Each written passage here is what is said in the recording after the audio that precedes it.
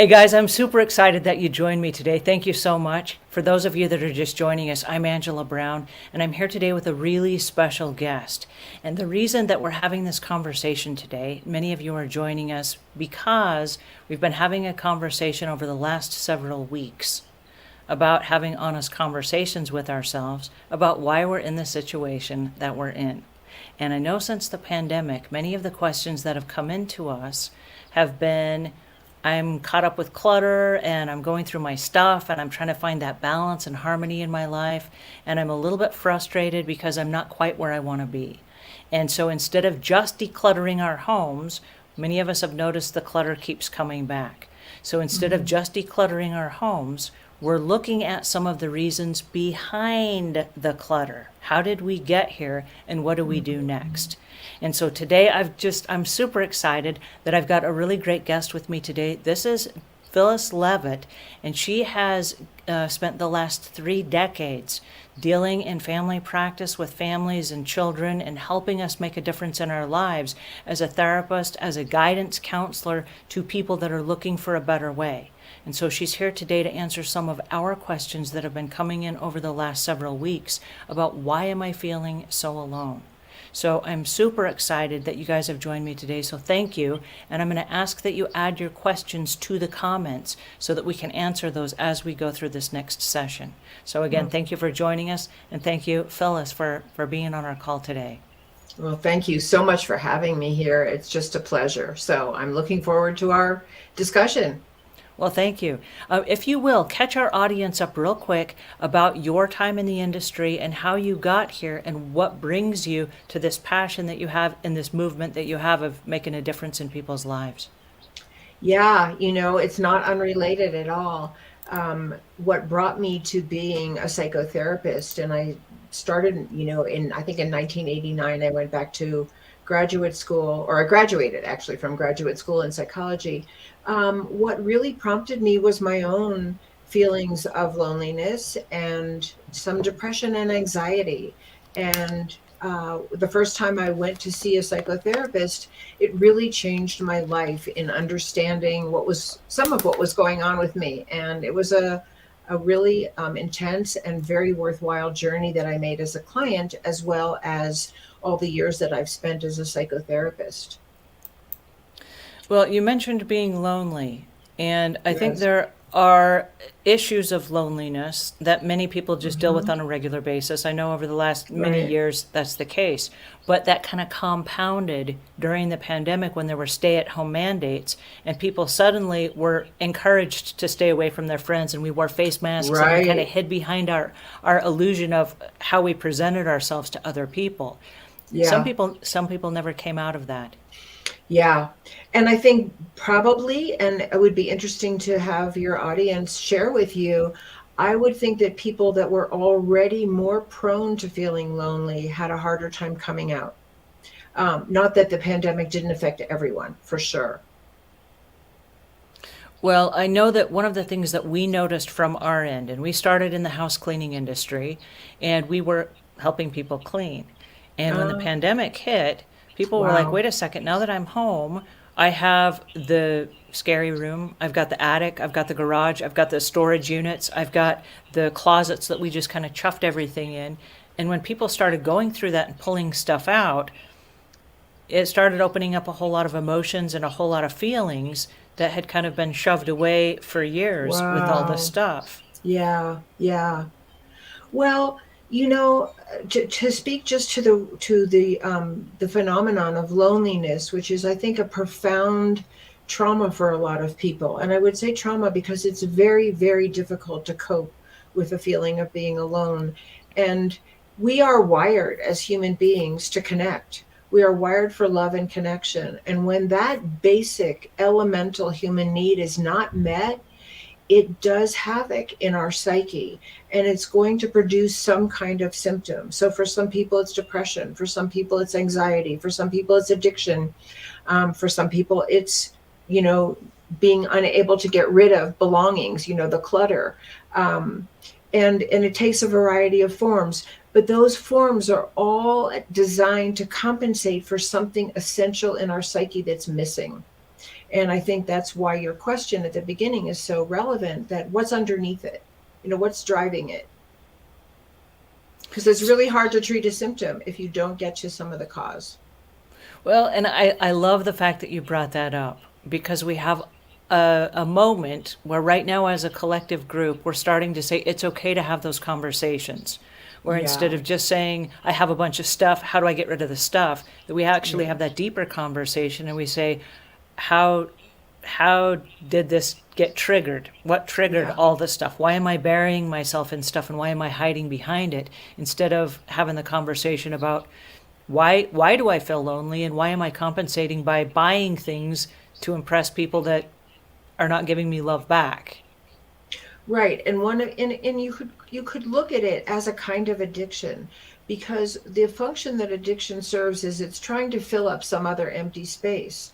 But because it actually doesn't fill up the empty space isn't gone. So the desire to fill it up doesn't go away. Well, I know that one of the things that we're working on is making it okay to have a conversation. I know some Right. people have clutter issues and then other members of the family do not. And so we have it from two sides where we have somebody who is trying to Mm, help their family member, and then how do we have those deeper conversations yeah. about why we're in this situation. Well, let me say something to your basic a thought there, because I think it's a very important one, that you're making it okay to have the conversation. There's nothing shameful about having a coping mechanism that isn't working. We all have them, whether you're depressed and you isolate, whether you're anxious and you're, constantly cleaning something, or you're hoarding something, or you're drinking too much, or you're irritable. We all compensate for the things that have hurt us or that are missing in our lives. And one of the gifts of the best psychotherapy is to take the shame out of that. We're all doing the best we can. And sometimes what we're doing doesn't serve us. So it has to be safe. It has to be safe to talk about the things that we're doing that aren't serving us without a layer of judgment and shame over it. So I think your point is really, really important. When you talk about safe, how Yeah. would someone recognize a scenario in which, I guess a different way to say that is, how would we refer to that safe place if we don't know the lingo that we're talking about in a psychotherapist type of world? What is the lingo that we use? Is it something like I feel Hmm. better about myself when I'm with other people, or I feel happier when I'm with other people? What is the lingo that you're hearing that people would recognize, like, oh, hey, that applies to me? In terms of making it safe to actually talk about what's problematic, I didn't quite follow that question. I'm sorry. So we say it's safe to have a conversation about loneliness, for example. Right. But let's say that somebody doesn't necessarily recognize that loneliness is what they're feeling. And they Oh, keep burying themselves with other things because they don't understand that the world is looking through them and they feel invisible or they feel lonely, but they don't know how to express that. What are some of the terms that you're hearing that keep popping up that someone would go, oh, yeah, yeah, that's exactly what I'm feeling?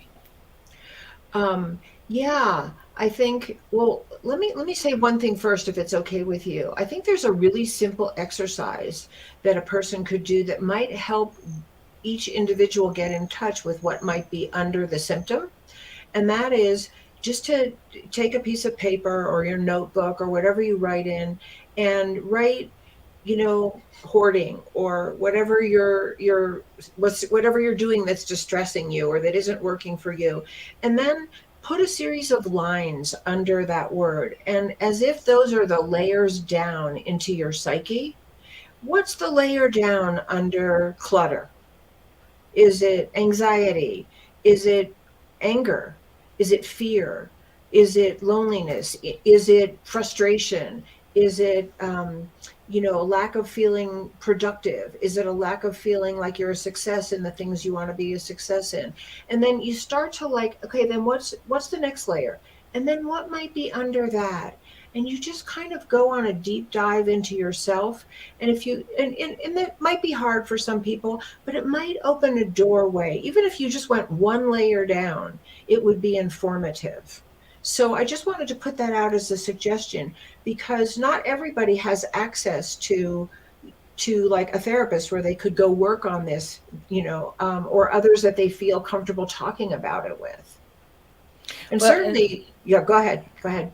I was going to say that's exactly why we're having this conversation. We've noticed over the last couple of years that there are people that want to have a conversation, but they don't recognize, like, there's somebody in my house that wants to have this conversation. I don't have the skills. I don't know how to approach this. I don't know what to Yeah. look for, what the symptoms are. And so that people are coming to us saying, help me. And that's why we've reached out to you, is because we're wanting to have those conversations, but sometimes we don't know what those layers are that you mentioned.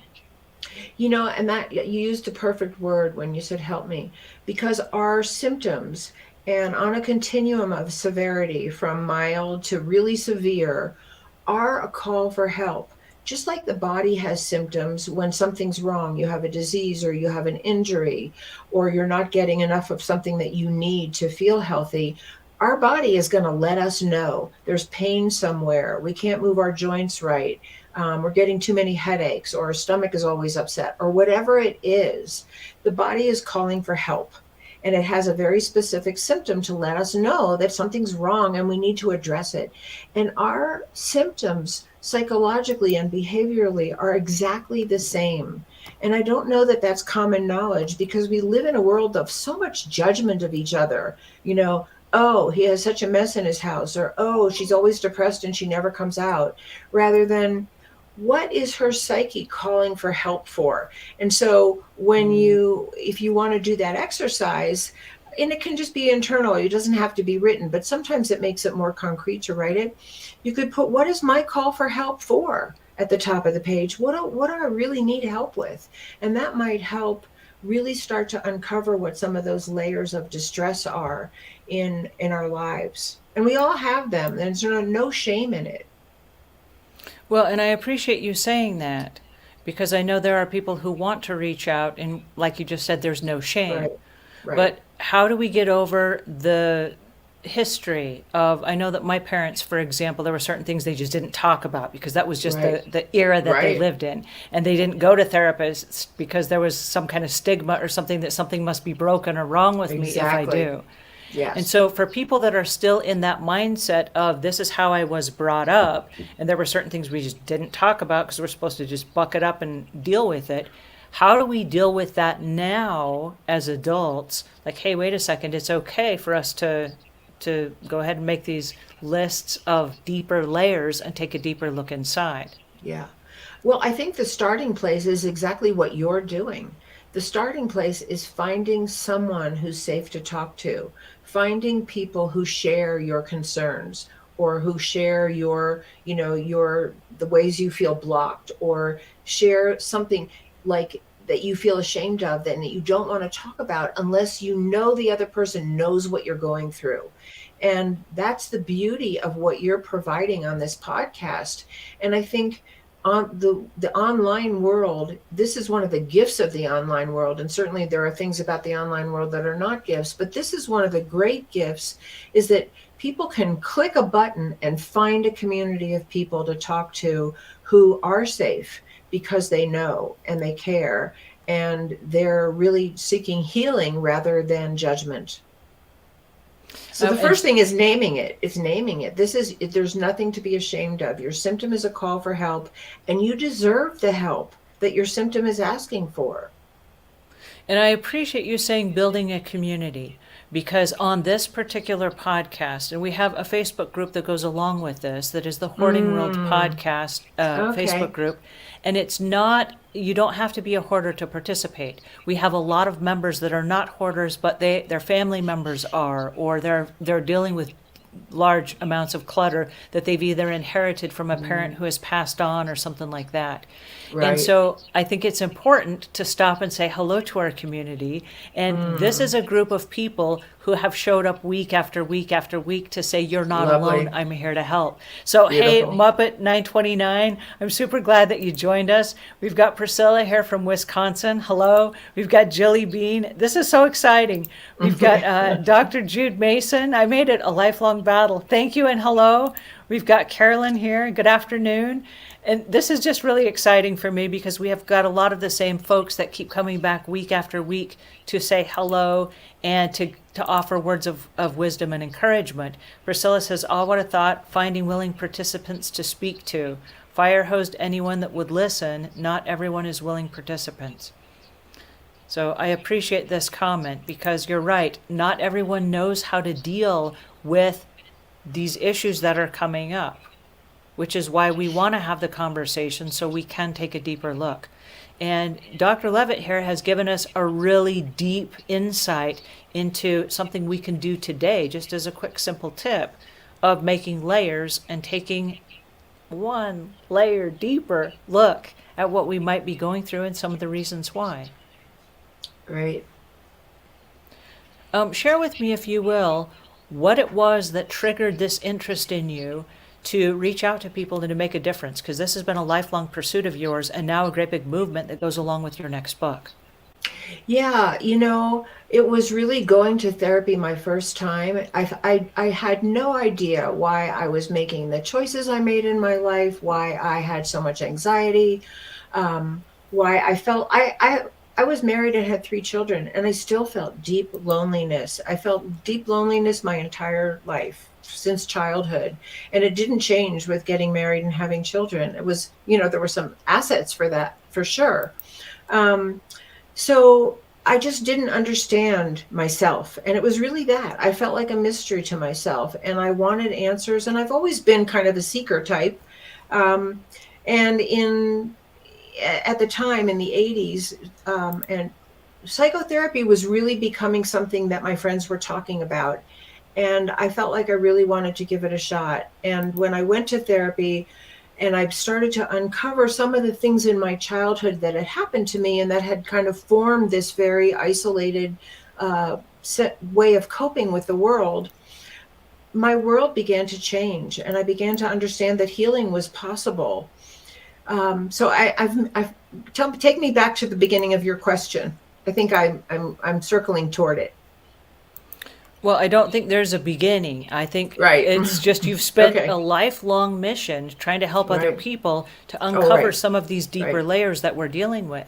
And I'm Right. curious, as we look at the next layer down, what are some of the common layers that we might look for that are common to other people that are going through this similar exercise? Yeah. Yeah. So just a quick answer to what I missed. And then I realized I wasn't alone in the things that I had gone through in my childhood that created this coping mechanism. And it took me a long time to realize that. And it was really entering the world of psychology that helped me see that. And so then I wanted to share what I had learned and some of the steps to my own recovery with other people. Because I realized that not only am I not alone in America or in my community, but I'm not alone in the world. People are suffering from a lack of belonging and connection everywhere and the main cause is some disruption to our human relations. We need to bond. We need to connect. We need to feel like we're valued, like we matter. And if there's a problem that we have people around us who want to cooperate with us in solving those problems in non-violent, non-harmful ways. And a lot of people here and around the world don't have that at all. And so, I realized that what I had learned and wanted to share was actually globally relevant to, and especially with the escalation in violence and discrimination and hatred and these larger social issues that people are trying to defend against, and not just what might have happened that wasn't so great in their upbringing. Well, and I know the upbringing is a big part of it. And I'm Big glad part. that you brought that up, because there are people inside families who are violent and destructive with each other. and they're That's not right. having love and compassion between each other. And so Absolutely. if we're to stop and take a look at our own lives, and I'm guessing we start with ourselves first, but is there Right. a way that once we recognize what that next step is, that we can reduce some of that violent communication in our homes where we're either spatting at each other or we're slamming doors and we're hateful or what have you? Well, you're absolutely right that it starts with ourselves. I mean, everything really starts with ourselves. If we want healing, it starts with our motivation. We may not be able to get the healing a doctor can give us, but it starts with our motivation to get a doctor. And it's the same with trying to heal family dynamics. Everybody plays a certain part in a family. I may not be the person who's screaming or who's very, hateful in the way that I behave toward other people. I may not be that person. I may be the recipient of harmful human relations. But usually, what happens, and I talk a lot about this in my new book, America in Therapy, because I'm looking at the family and the nation through the same lens of these same dynamics. We all play some part. That doesn't mean we're all responsible. I'm not responsible if someone is screaming something horrible at me. I didn't make them do that. But I may not feel powerful enough to find a way to counter that. And that is something I can work on. I can do the inner work to find my voice. I can do the inner work to find out what stopped me from having my voice. If it's possible to leave, what keeps me from leaving? Um, so there's always something that I can do to change my part in that play.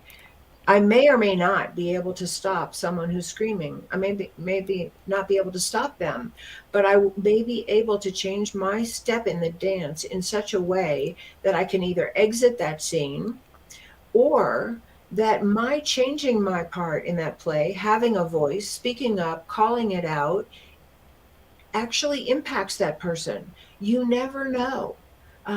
Because we get in these grooves with each other where we just play the same old part over and over and over again. And we feel like that's just the truth of who we are. And it's not. It's just how we've learned to be from the circumstances that we're in. And that goes for the screamer as well. If you're the screamer and you wish you could stop screaming, there's work you can do to find out what the pain is and the hurt is or the fear is, underneath your anger.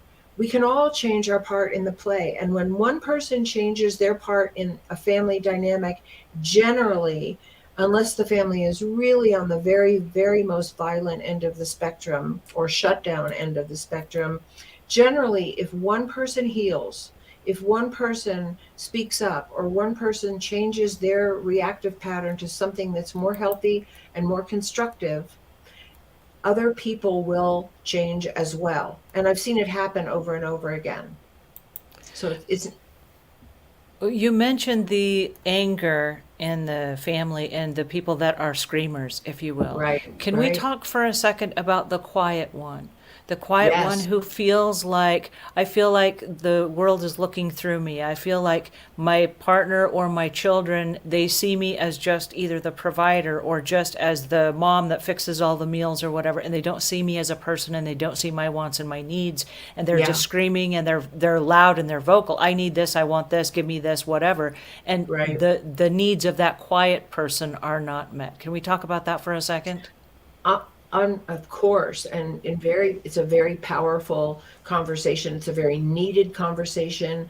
It doesn't necessarily go along gender lines, but it is true for many women. So I will say that. Yeah, there's two. One of the things that I like to explore with people, because of my years as a psychotherapist, have really shown me this. In a family where there's dysfunction, whether it's addiction or rage or overt abuse or neglect. I mean, you name it. There's a whole spectrum of dysfunction. But in a family where there's dysfunction, people tend to play two different parts. And generally, and not certainly not everybody fits this mold, but many, many, many more people do than not. And that is that some people learn to be quiet. They learn to be submissive because they've learned through experience that rebelling or trying to stand up for themselves actually doesn't work in that family dynamic. And so it's called learned helplessness. You shut down and you turn within because that's the only safe place you may know. And the other half of the spectrum is those who learn to be aggressive, and they're following some of the role models that are playing out in the family, and they've decided on some, oh, I'm so sorry, unconscious level that they'll never be the quiet, passive one. They will be the one who's in charge, and they become dominating.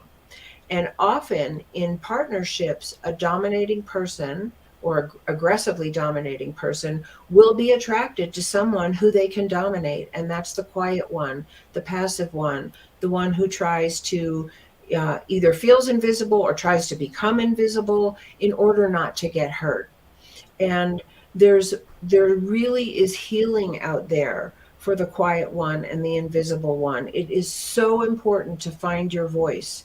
And if clutter's on the top of your list, it's probably certain that somewhere underneath there was some experience that made you feel like you had to hide. If you're the quiet one, you're the one and the one who feels more that you have to submit to others. There's something probably that happened that made you feel like having a voice, standing up for yourself, being seen, even if it was uncomfortable, was dangerous or would never get you what you wanted.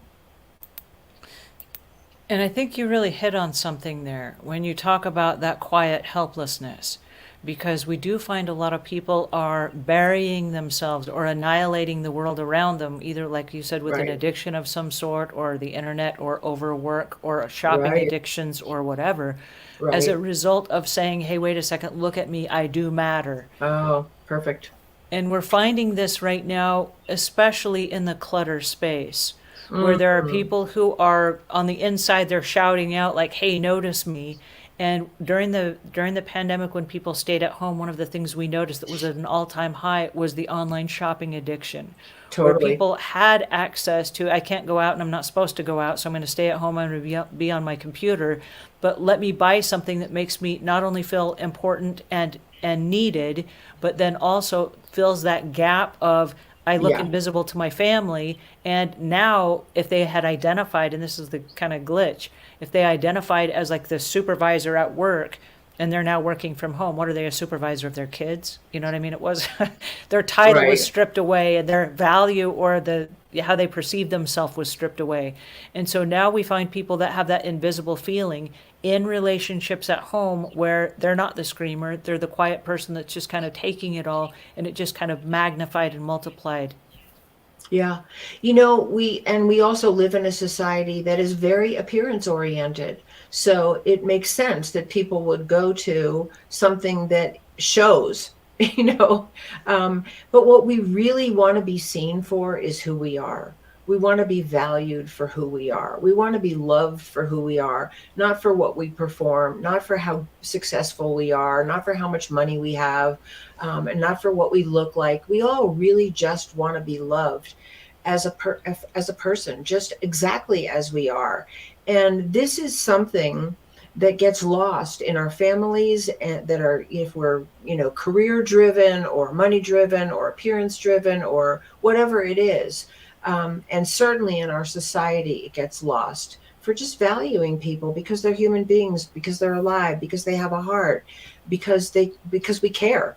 Um, and so this is something, and I say this all the time, and it may sound simple, but sometimes it's really hard to do. It's like taking a moment and actually looking at someone and asking them how they are. Like, how are you today? What's really going on? Like, we crave that. We crave somebody to notice us and care about how our life is going. And we can do that in our families. Like, instead of like rushing out the door or getting on the computer or whatever we have to do, we can take that time. And it might be somebody you're interacting with on the phone or in a store or on the street or in a group that you participate in, to like, yeah, we have to get down to business, but what if we take a minute to just check in and really like acknowledge each other's presence and the fact that we all matter? So I think that's a really important point, what you're saying. Well, and you got me thinking because every day when my husband goes to work, I'm not very good at spending time making quality relationships. I'm kind of like a bullet point person, like boom, boom, boom, here you go. Right, And so right. I've made it a point every day as he leaves, I drop what I'm doing and I walk him out to the car. I give him a kiss and a hug goodbye. And it's just a few final moments of, have a great day kind of a thing. And the other day I was in the middle of a deadline and I didn't have time for that. And it's probably the first time I've missed in probably, I don't know, 7 or 8 months or something.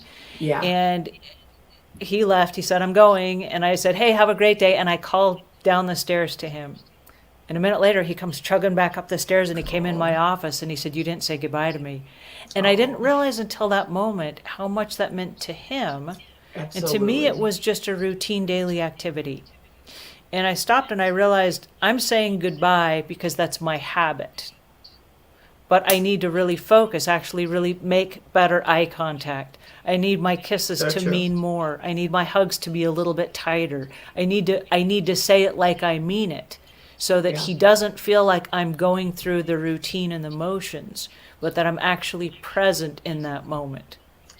I think that is so beautiful, and it is really, really valuable and way more important than we often think. And, I've worked with hundreds of people over the years from all walks of life, and I cannot tell you the number of people that grew up without any of that. No one ever said, I love you. No one ever said, hey, you're a great artist, or you look beautiful in blue, or whatever. Like, I notice you, I see you, I appreciate you. And it's those small things that are not small. They're actually Hmm. really big. And I like to use these words, they're the best food for human beings. Well, and you just brought up the words, I love you. And it's Hmm. interesting because I'm from a family that said that all the time. They're like, "Hey, good Oh, night, I love you. Goodbye, I love uh-huh. you. Hey, hi, how you doing? I love you," kind of a thing. And it was common in our everyday language. And Yeah, when I got married, my husband's family, I don't think had ever said those words. right. And I remember the first time that I told my mother-in-law, I said, "I'll see you later. I love you." And she just froze. Like, "How dare you love Wow. me?" And I Wow. remember my husband saying, "Why did you say that to my mom?" And there was like this thing like, we don't say those words. Right. And I started laughing. I said to my husband, if the worst thing that happens to your mother is that someone loves her, Right. I promise she's still going to be okay.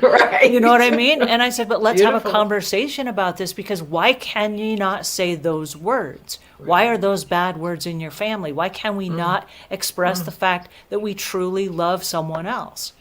And he Right. said, well, we just never have. Okay, since we never have doesn't mean we never can. Is Right. there a way we can bust that weird tradition and make it okay to say the words I love you?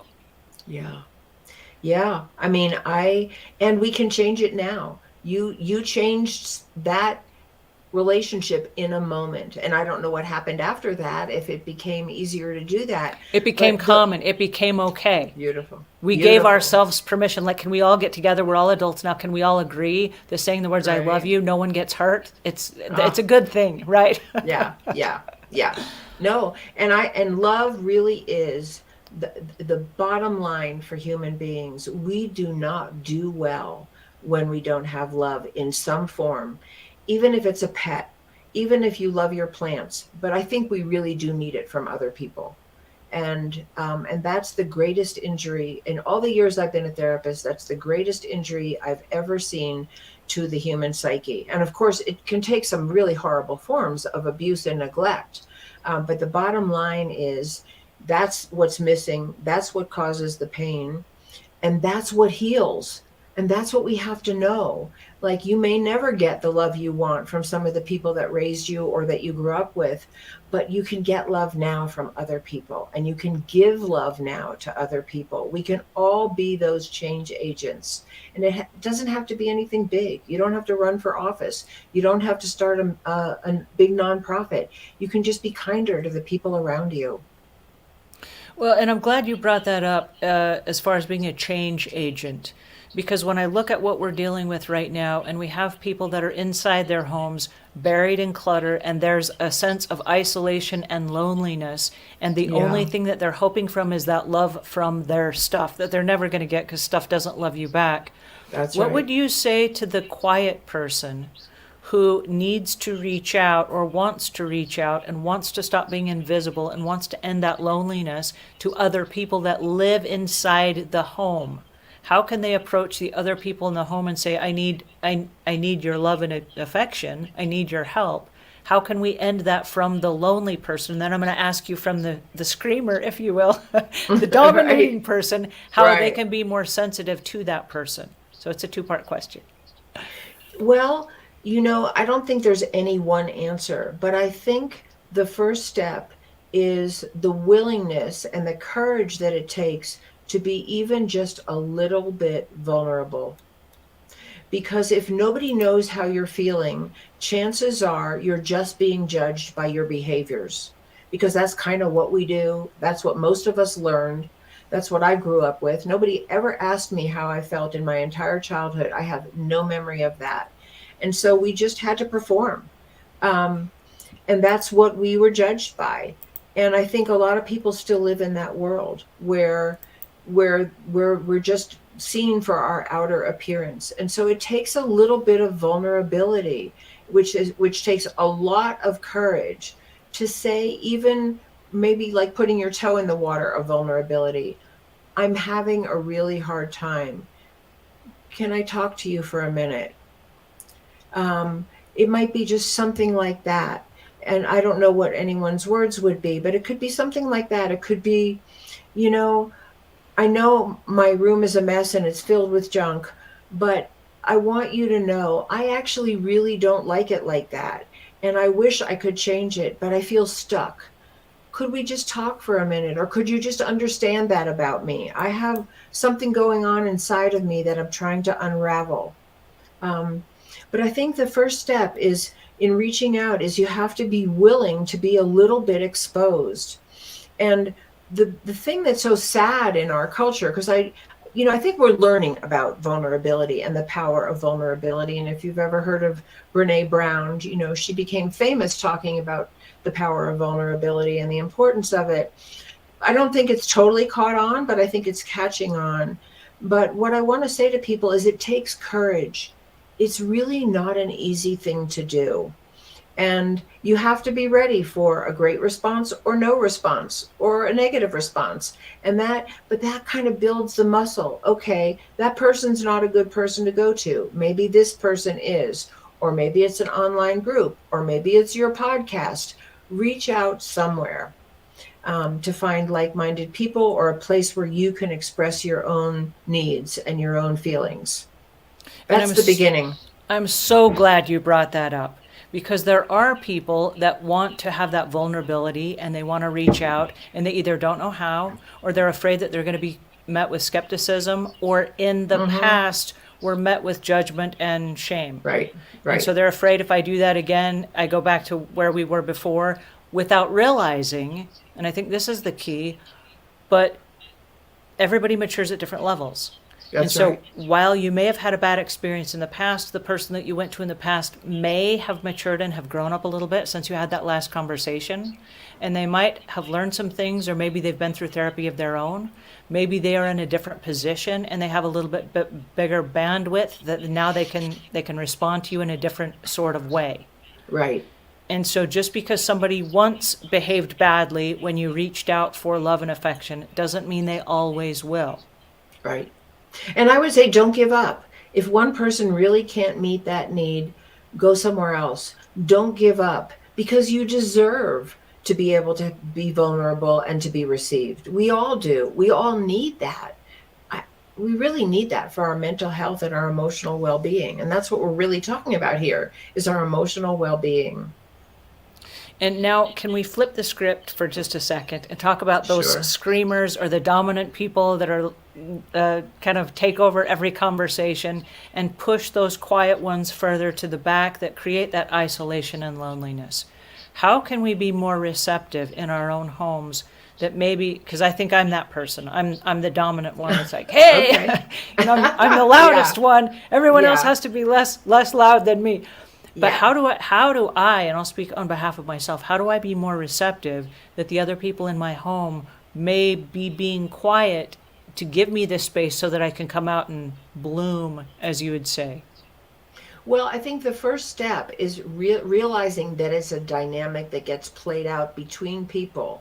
So if the people in your family are submissive in response to your dominance, it actually is teaching you that you can dominate them and it's okay. If you're the one who wants to be the change agent, then you start with understanding that while you might love getting your way, you're actually not being totally relational with the people in your family, and they're not receiving you as relational with them. And so it starts with some understanding, like I was more the quiet person. So, I realized I have to have a voice if I want something to change. And having a voice changed my life, and it still is. Learning to have a voice, it didn't happen overnight, believe me. It was a process. And I think it's the same thing for the screamer or the dominant one. We're all it's a coping mechanism. Just like being the quiet one is a coping mechanism, being the dominant one is a coping mechanism for something that's actually not working on a relationship level in your past or in your present or both somewhere. And it's on a continuum from people who are just sort of more dominating to people who are really violently dominating. So you have the advantage of knowing, okay, this is a way that I've coped with something. And you could kind of do that layering thing down, like, what was I coping with? How did this coping mechanism develop? How did it get established? What keeps it alive? By actually practicing restraining your voice. You could start with like really restraining your voice, because I talk about restraint as one of the principles of healing. We have to restrain some of our most maladaptive mechanisms, whether it's to be really loud or to be violent, or to be, you know, deriding other people or really critical or whatever it is we do. And so you like take a breath, actually take a breath. What if I said that differently? What if I I can still say what I want to say and what I need to communicate, and my need behind my voice may be perfectly legitimate, but I'm more likely to invite a constructive conversation with another person and allow them the space to be seen if I can hold back in some of the intensity of the way I communicate. And that's just a beginning. And Well, obviously, okay, go ahead. I'm sorry. You brought up a minute ago about consciously being aware of restraining those comments. And it's interesting because I think that how you said one enables the other. The quiet person enables the dominant person to be more dominant, and the dominant person enables the quiet person to be more quiet by them both Right, right. exercising what they do or where they're most comfortable at best. Okay, so my question is, and this is really interesting because I know that in my personal life as a business owner, it was easy to use my husband, who's the more submissive one, the quieter one, as a sounding board. And so I'd say, this is what's happening in the business today. And he would listen and pay very close attention. And I appreciated that, needed Right. him as the sounding board. But that became the enabling mechanism where then I was only talking about my business. And Yeah. so I've had to play games with myself to literally say, we're eating dinner. When I get to this part of the meal, I stop talking and it's now his turn to talk. And Beautiful. if we're out walking, when we get to this part of that corner, I stop talking and then it's his turn to talk because Beautiful. I know that I'm overpowering the conversation, and that's not my goal. My goal is to Yeah. have it more collaborative instead of competitive. And Right. so I want to stop, because what we're seeing right now, and we're seeing this on just an enormous level, I think maybe more than we've ever seen before, with people that are the lonely people that are, and I say lonely, lonely with isolation and being the quiet, submissive one, hiding in the background while the rest of the world absolutely takes over, and then Right. burying themselves with the stuff, which is Exactly. the clutter and the physical items we're dealing with right now. And so, what would you suggest from someone as far as those family dynamics go? How would you create even just a little bridge in the gap, something somebody could do today to go from here to I want to be more collaborative in that relationship? Yeah, and that's the perfect word, because that actually is one of the words that describes a healthy relationship. It's collaborative. It's not one-sided, whether it's dominating or, submissive. And so, yeah, I mean, and again, this is the courage that it takes to be vulnerable and say, I need something in this family that I'm not getting. And it doesn't have to be those words, but that's the message. Like, I want to bring something up that I think it might be this way. I want to bring something up that I think that would really help us get along better or would help us feel closer to one another. Because the truth is, we all want to be heard. The quiet, submissive person wants to be heard just as much as the dominating, loud one. But the dynamic has skewed it that one person gets heard and the other one doesn't. But we all want the same thing. So um, a really simple thing that it's kind of a visualization that I learned and used a lot with couples in therapy that you can do with your partner or your children. And that is like, so you say, this is what I'd like. I know you really want to be heard, and I do too. So let's figure out a way that we can both be heard, even if we don't agree. It's like, we don't have to agree. I just want you to hear my point of view, and I'm willing to hear your point of view, because a lot of us are not really actually willing to hear the other person's point of view. We just want to be heard, and we think we're right. This is the human condition, as far as I can see. Um, and so, a beautiful visualization that I've used a lot with couples is, let's just imagine there's a bridge between us. I'm on one end of the bridge, and you're on the other end of the bridge. When you're talking, I'm going to do everything I can to cross over that bridge and really try to enter your world. And what I'm asking of you then is that when I'm talking, you will do the same for me. That we really try to hear, to the best of our ability, what the legitimate issue or request or need or feeling is that the other person is trying to express. And it's really hard to do. Let me tell you, it's really hard to do, especially if you're really upset with one another. But it starts a different dynamic going. And the dynamic is that we are respecting that we all want to be heard. So tell me what you think about that one. Well, I think it's true that we all do want to be heard, but I think, like what you said a minute ago, if we're going to be the change agent, we need to give ourselves permission. Number one, I don't need to win them all. And you brought Right. this up earlier on, where is it necessary to win them all? And I say on a scale of 1 to 10, do I need to win 10 out of 10? And I'm talking about an argument, I'm talking about a conversation, I'm talking about things going my way. And the answer is no, not really. If the relationship, and this could be between me and my spouse, it could be between kids, it could be Right. between me and employees, any relationship that I'm in, if I give myself permission that I don't have to win them all, then when I do stand up and I say, hey, I really want to win this debate or this argument or this whatever this is, it's going to carry more weight of authority because I've let the other person be part of the other winnings that have happened in this relationship. Does that make Yeah, sense? totally. And I would add another distinction to that. One of the things that one of the teachers I had in graduate school, who it was a class in couples therapy, said, and so this is another layer actually of what you're talking about, is that actually no one wins a power struggle, because what you might win the argument, but you lose the relationship. Because none of us really want to be dominated by somebody else. We don't want to be silenced by somebody else. But there's a very important distinction there.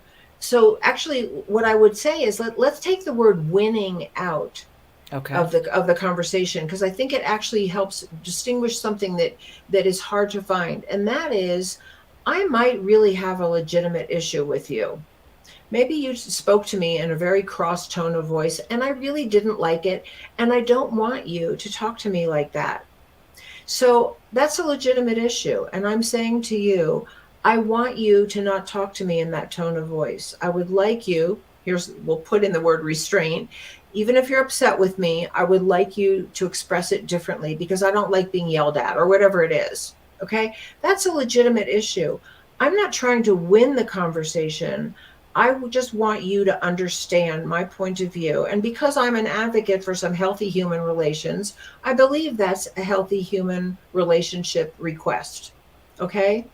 So it's not dominating. So even if the other person feels bad and they sort of feel some shame and it brings up some stuff for them that then we have to talk about whatever it brought up, or they think they were justified in yelling at me or whatever it was, that request stands, and I'm not dominating them by insisting that they talk to me in a different tone of voice.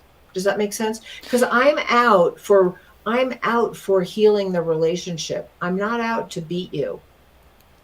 Well, the way that you presented that was in such a way that it inspired me to want to honor your request. Exactly. And I think if you couch your requests in a way that's kind and compassionate and loving, it does inspire the other person to try to meet you halfway. Right. Instead of them saying, oh, well, I can talk however I want, right? And then they're back to the dominating, arrogant, arguing again.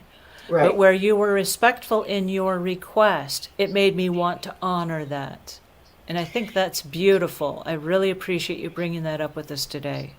That's great. And I really want to add one other benefit from that is if I don't grab the hook and scream back or become hugely defensive or start to tell you how, bad and wrong you are, it's more likely that that person who's screaming and yelling or who do whatever they're doing, it's more likely that they're going to reflect on themselves in an adult responsible way because I haven't given them anything to argue with me about. Mm-hmm.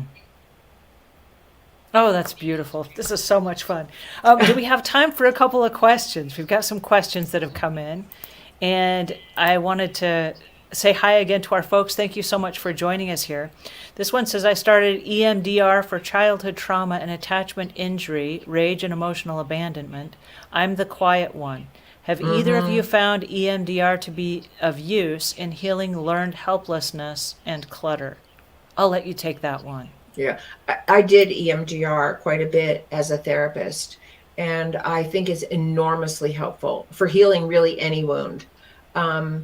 Because the structure of EMDR is it goes right for what is the negative belief about myself that is underneath the behavior or the feelings that I have that are not working for me.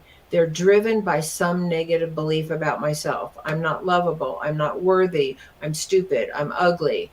I don't belong. There's something intrinsically wrong with me. We all of our dysfunctional behaviors are driven by some negative belief about ourselves that got implanted as a result of whatever those broken bonds or injured bonds in human relationships are. And so those negative beliefs spawn coping mechanisms and feelings that are not functional, but they're the best we know how to do. So whatever happened that caused you to shut down and be quiet, that was your coping mechanism. There's nothing wrong with you that you did that, but maybe it's not working for you in your life now. So yes, EMDR reworks that whole pattern of the negative belief, the distressed feelings, and the coping mechanisms that don't work, empowering more positive beliefs about myself or yourself. And if our beliefs about ourselves change for the positive, our feelings and our coping mechanisms will automatically follow. So I think EMDR go. Oh, I want to stop for just a second and highlight that. And I hope you guys didn't miss that, because what I heard, and correct me, Phyllis, if you will, if I'm incorrect in this, but what I just heard you say was if a series of behaviors you used in the past as survival skills worked for you, that's great, but that does not mean they will work now. To me, what I'm hearing is like an old pair of shoes that once had arch support and it had a great tread on it and it was really comfortable at the time, carried you for a distance. But now they may have holes in those shoes and the arch support is gone and the tread is shot, and it's time to take that pair of old shoes off, replace it with one that has, i.e. beliefs, a new support system that's going to serve you better for where you're headed next. So although it served you for a time, does not Right. mean those same survival tools are the ones you need now. Am I hearing that correct? Oh, absolutely correct. And there's no blame. We did the best we could to figure out how to survive. And every child and every adult just does the best they can based on their nature, based on the role models that they've experienced, and based on whatever circumstances have influenced them or whatever. And if there's one thing that I would say brings people to therapy and to healing, well, one thing is pain. Something's not working, but the pain is being generated by the fact that what we use to survive isn't working anymore. That's what brings people to get help on a psychological level. What we're doing isn't working. It's all we know, but it's not working. And I love that permission to say it was working, it's not working now, which Right. shows, if I'm correct, that there's been an evolving of the person. If it worked in the past, but it's not working now, we've evolved as people. Hence, That's right. old tactics no longer are working because we have evolved. Is that correct?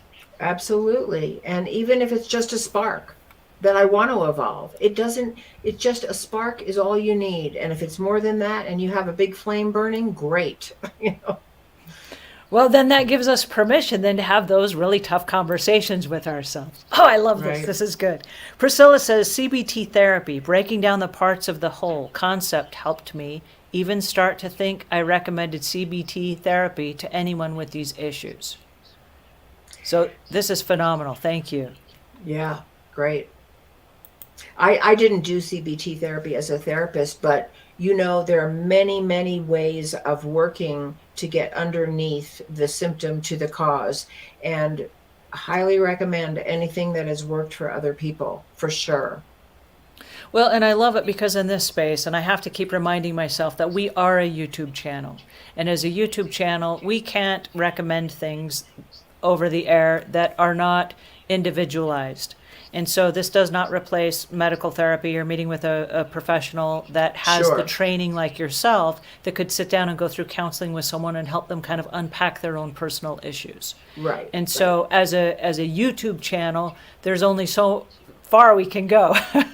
And so Right. I love the fact that having the conversations and saying, hey, I can take responsibility by making that list and going one layer deep and taking a look at it, then we're in a position to have a conversation that we can bring to someone like yourself, where we can say, hey, I need your guidance and your counseling because I've gone as far as I know how to go on my own. Right. Right. Perfect. Yeah. Dr. Jude says, Dr. Leavitt, does a disorganized attachment style actually correlate to the disorganization in our lives? And how would you approach a client patient in this scenario? I have to really say, I can't speak to that. I kind of not trained in that terminology. And you might actually be the better person to speak to it. So I have to say, I really don't know the answer to that question. Well, we've covered a lot of those topics today about the different attachment styles, whether it's the dominant one or it's the submissive one. And I think the key takeaway from today, and I know it is for me, is to be aware in the moment. I think if we're present in the moment, we will be present. Am I barreling over that person in my life that is feeling invisible or feeling lonely? And am I really paying attention? I know for me in that scenario where I called out to my husband down the stairs like, hey, have a nice day. And he came running up the stairs like, oh, no, you don't. You didn't say goodbye to me properly. Kind of thing. That really caught my attention. Like, I'm not being present in this moment. Did I give this moment in my relationship, did I give it everything I had? The answer is no, I didn't. I kind of like skipped over the top of it like, The moments of our lives are not going to make us stronger. Yeah. And I'm of the belief that a relationship is either getting stronger at every interaction or it's getting weaker. It doesn't stay stagnant. Nothing in life Right. stays stagnant. And Right. so I believe in our own homes, if we have a takeaway from today, that in our own homes, it's to be aware in those moments that when we have the interactions and there is either a screamer or there's somebody that's just listening to us and they never get a word in edgewise, Right. that we stop and we pay attention. Am I honoring this relationship? And I think in those moments of honoring that, we're going to help uncover and help resolve and help heal some of the reasons that are causing the clutter and the hoarding situations in our homes. Right.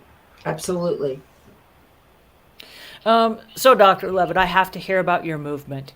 You're writing a book right now, and you're going global with your approach to healing families from the inside out. Can you share that with us? Yeah, and let me just say, I actually don't have a PhD. I have a master's, so I'm not technically Dr. Leavitt. I just wanted to say that. So You're a doctor to us. Oh, thank you. Thank you.